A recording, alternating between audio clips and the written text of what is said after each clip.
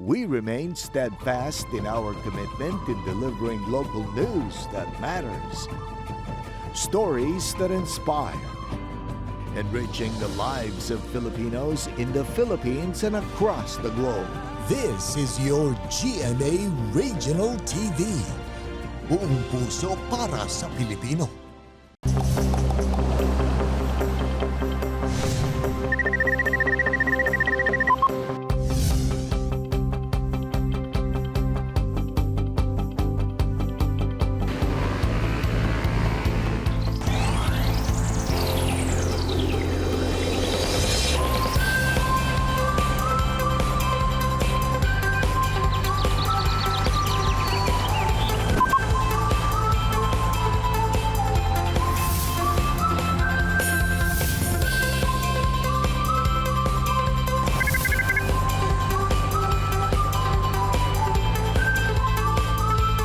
Kini ang At Home with GMA Regional TV.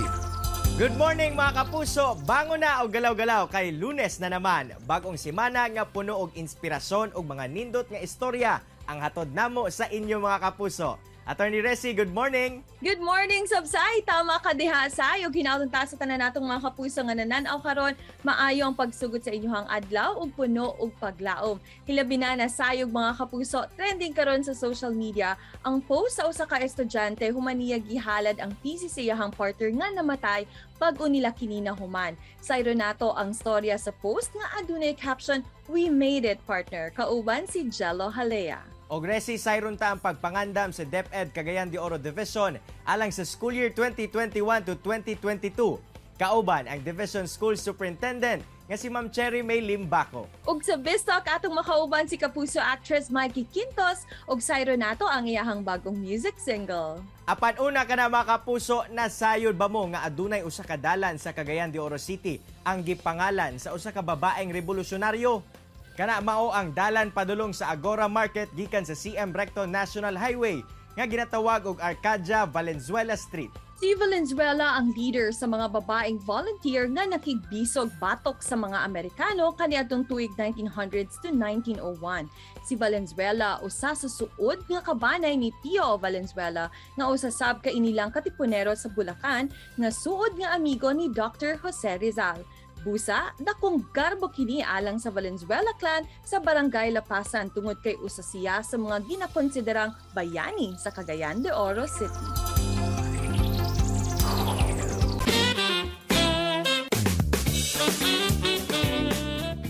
May butag Mikey and welcome back dito sa At Home with GMA Regional TV. Kamusta ka na and what's up with your life lately? Maayong buntag, attorney. I'm very happy to be back here. Thank you for inviting me again. Okay naman po. Ito, nakakulong ulit sa bahay lately. Medyo binabawasan din ang paglabas ulit. But so far, I'm good naman po. Siyempre, mamaya ko na po ikikwento because I really want to talk about my new single, Just Enough. So, yun po, yun lang. Kailan ka ba nahilig naman sa music? I started learning how to play the guitar when I was 10 years old. So, around that time, but yung interest ko from singing really started even before pa, like around 6-7 years old. Mahiling na daw akong kumanta talaga. But then, I took a break from it. It took a lot of me to go back and yung to trust myself again na I really can be a singer then someday. And actually, it's one of the reasons or inspirations ko and motivation ko. Yung binigay kasi sa akin ng fans yung ganung feeling na i-push ko yung pagkakanta, ganyan. And dahil sa kanila, ito na finally, years later, lalabas na ang single. Excited na kami. Sino ba yung mga musical influences mo naman, Mikey? Both local and then in the international scene as well. I can say, I think it's really obvious naman na sobrang laki ng influence sa akin ng BTS. Like, naging fan ako just 2020 and iba talaga yung naging believe ko sa kanila. They inspired me actually really to go for it na. Siguro locally, idol ko yung boses ni Julie talaga eh. Julie, as in yung talent ni Julie, the control, as in hearing her sing live, it's really a different experience. Have you, attorney, narinig mo na ba Yes! si I would have to Grabe, say, diba? effortless. Effortless si Julie. Pero syempre, ito, let's play a sing a song naman, Mikey. Ano yung mga song okay. ko? Yung mga konting lines lang of, whatever song comes to mind. What's your favorite karaoke song? May ka ba doon? Diyos ko. Ang favorite karaoke song ko siguro is Trip by Ella-Mai. How about your, your song for your family? I don't know why, but it's the first thing that popped in my head. Yung, do you Go ahead. remember the 21st night of September? Perfect But syempre, ito na. Please tell us more about your new offering naman para sa lahat ng mga fans and supporters. Ano itong bagong single naman ipapalabas mo ngayon? Yes. My very first single it's entitled Just Enough. With this song, when ini-imagine ko habang nire-record ko siya na ang gusto kong bang ramdaman ng listeners ng kanta ay yung mapaalala sa kanila na ganito yung pakiramdam ng love. Yung kalmado, yung comforting, yung hindi ka maghahanap ng more or well, you wouldn't settle for anything less din naman. So, it's really just enough lang. Pwede ba kaming makahirit naman ng a few lines? Ano bang favorite lines mo dun sa song na Just Enough? It's you, love me just enough. You love me just how I need to feel loved. Beautiful. Ay, ako. We can't wait to hear the full song, Mikey. So please invite lahat ng ating mga kapuso. Paano ba namin pwedeng mapakinggan ang iyong newest single ngayon na Just Enough? And mga kapuso, pwede na po i-download at i-stream ang aking kantang Just Enough on all streaming platforms like iTunes and Spotify. So please do stream it and tag me on your posts. Enjoy! Thank you very much, Mike. And of course, congratulations and maraming salamat dahil lagi mo kaming binibisita dito sa At Home with GMA Regional TV. Thank you! Thank you! Bye! Kini ang At Home with GMA Regional TV. Kini ang At Home with GMA Regional TV.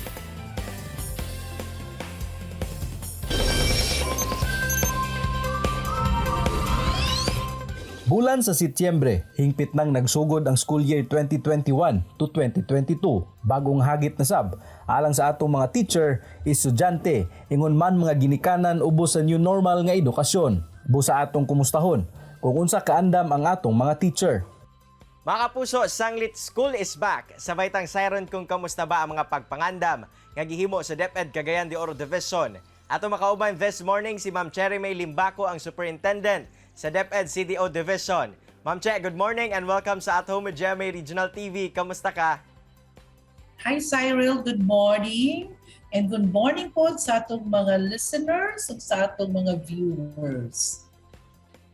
Ma'am Che, sugod na ang klase no karong bulana apan unang-una ma'am. Kamusta ba ang atong mga magtutudlo dinhi sa Cagayan de Oro? Well, happy to tell you nga ang atong mga magtutudlo karon sa DepEd Cagayan de Oro City. Kuan pa, alive, alert, and enthusiastic. Karong panahon na as of today, ang atong secondary students sa Cagayan de Oro, giabot na ta sa public school ang Isaya, 50,000. Sa atong pong elementary karon medyo natay struggle gamay sa atong elementary. Last year, ang atong enrollment sa atong elementary, 90,270.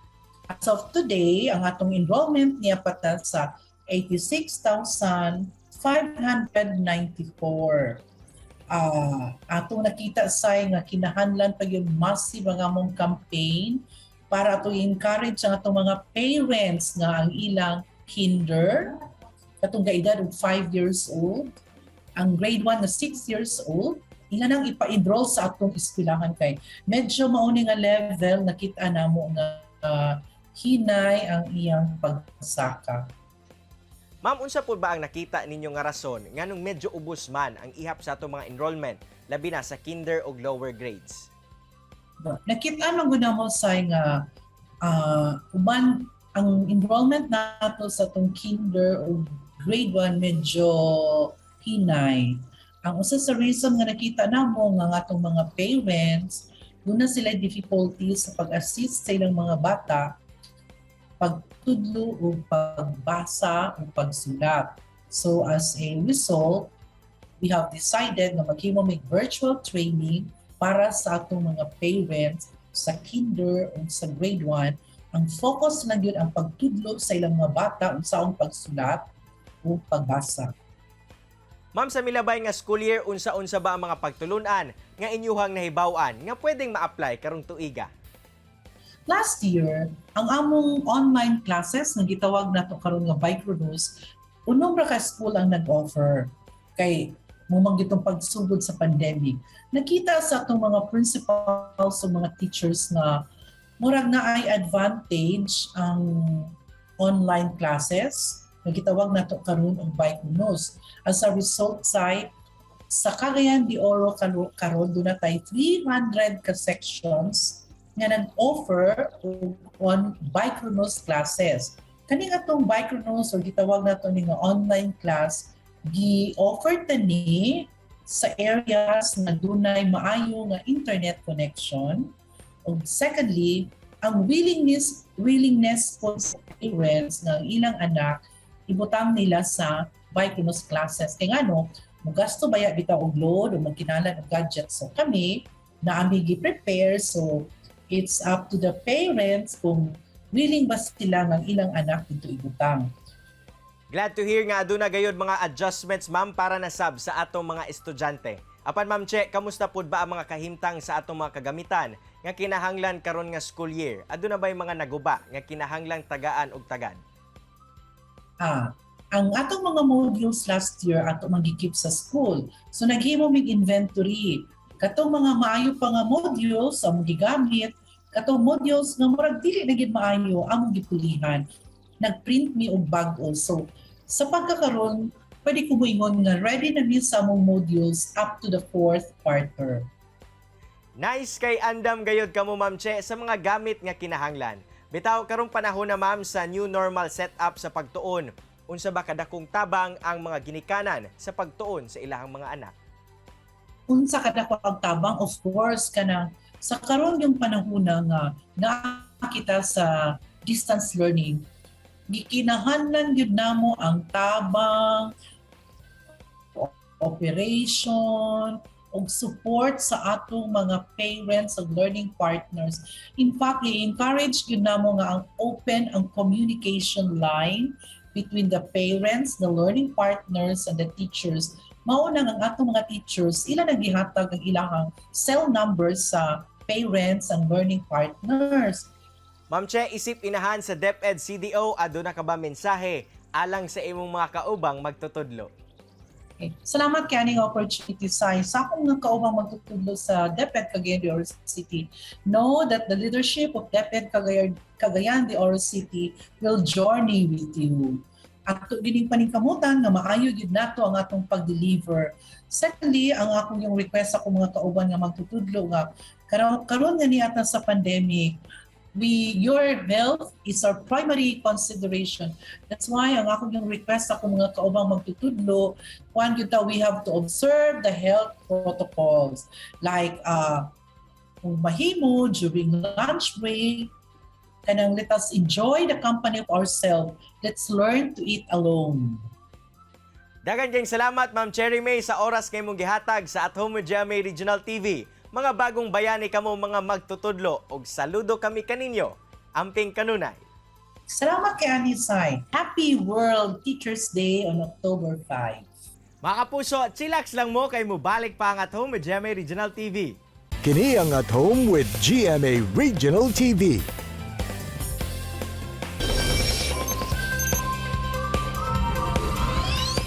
Pursigido nga makalampo si Jello sa kolehiyo.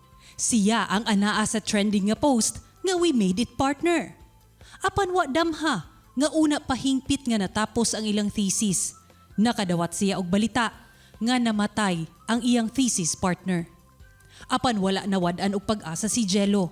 Milahutay siya og gidedicate ang nahuman nga thesis sa iyang partner. Mga kapuso, this morning sa nato ang storya likod sa post nga dunay caption, "We made it, partner." Kauban si Jello Sanhalea. Jello, good morning and welcome dito sa At Home with GMA Regional TV. Kamusta ka? Good morning po, Attorney Vessi, and okay lang po kayo karon po. Coping up mo da ano na ka na murag kuan ako ginakuha na ako itong nakita po sa akong research partner murag move on na gamay. Jello, syempre atong hisgutan karon kining imuhang social media post nga naay caption, "We made it, partner." Unsa ba ang storya likod niini? Gipost na ko siya sa Facebook nga gi-captionan ako siya "We made it, partner" kay mura siya og tribute sa ako ang thesis partner nga si Miss LV Villanel nga sa tanan namo kahago sa amo pagsugod pa lang atong third year pa mi hantod nag fourth year kung asa amo lang nahuman among thesis. May pakita na ko sa iya nga nahuman gid namo bahalag sa higayon nga kanang wala na niya nakita ang amo ang hardbound nga thesis. Kano sa pud ba mo nag-ila ni Ma'am LV? Way back tong 2018 ila ni Ate LV kay mismo didigard mo gud siya mismo sa among eskwelahan ko siya asa siya nag-eskwela pod. Nagsulod ko sa atong entrance sa school kay nag-enroll lagi ko to siya gud gipangutana kung unsa daw lagi ang ako ang gikuha ang course sa college tapos tubag po ko sa iya nga Business Science. So nalipay siya atong nga time kay nakabalo siya nga classmate ni kay tungod tana po siya unsa akong schedule sa classes so ingon po kog evening class kay working student po ko ata nga time mo to among first encounter gyud nagkaila mi at LV. Unsa pud ba ng mga experience or mga butang nga dili gyud nimo malimtan kay Ma'am LV as your thesis partner? Hindi ko malimtan ka Ate LV kay kuan gyud siya kanang maminaw siya pag tudluan kay tungod kay dili man siya gid wala gid siya kaagi sa research kay old curriculum man siya sa iya pong edad nga 37 na tapos gina-guide lang namo siya so mukuan gid siya kanang nagid siya porsigido gid siya nga mo magtuon sa mga butang nga dili pa kay nga bago pa sa iya labi na ng research. Sa TLB pod kay dinaw ari gyud malimtan nga sa TLB kay ginabuhos gyud niya ang iyang best pag maghatag og task sa iya about sa among research kay partner man mi so dapat mi kanang ga-collab gyud mi sa among thesis. Daghan man kay kog di malimtan sa iya buutan kay siya gahatag siya sa iya mga kung naa sa iya hatag sa kuha mga financial di ginawa sa malimtan kay halos tanan nga mga for printing effort para ihatag sa faculty ang amo ang mga soft copy para ipa-check sa mga panels siya gid nagalihok atong buhi pa siya. Kung aduna pud kay mensahe alang kay Ma'am LV unsa ang imong gusto iingon? Siguro magmensahe na lang ako sa ako ang partner nga wala na sa taas.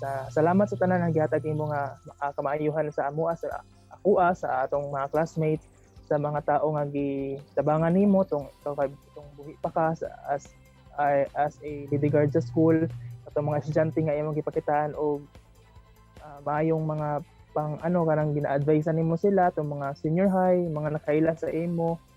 Salamat sa tanan, salamat pud sa paghatag og higayon nga nakaila ka and sa mga advices nga imong gihatag sa ako. Thank you sa tanan labi na sa mga financial aspect nga imong tabang sa ako. Kabalo ko nga nawala sad ka kinapod kay mga anak pero kanang nagapangita gid og paagi nga para makabayad ni sa mga school fees nato nga kanang mapabayaron ta nangutang ko ka sa uban para makahatag sa ako and salamat kay Ana and tana happy na ka kung asa ka karon og tana i-guide nimo ang imong duha ka anak. Unsa man ang imong mahatag na advice sa tanang mga estudyante nga nagasagubang pod sa ilahang mga schoolwork karon ug di ka katong mga estudyante nga naga-take og thesis?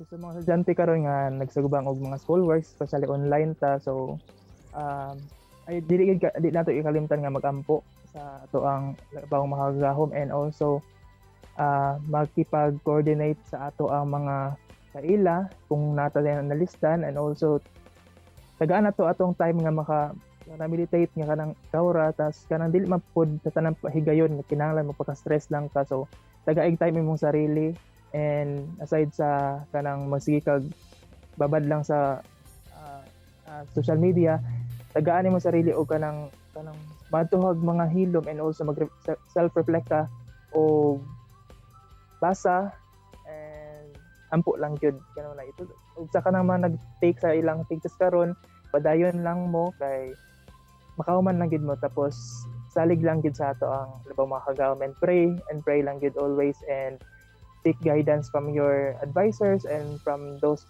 mga tao nga makatabang sa inyo para mahuman ninyo ang inyong thesis.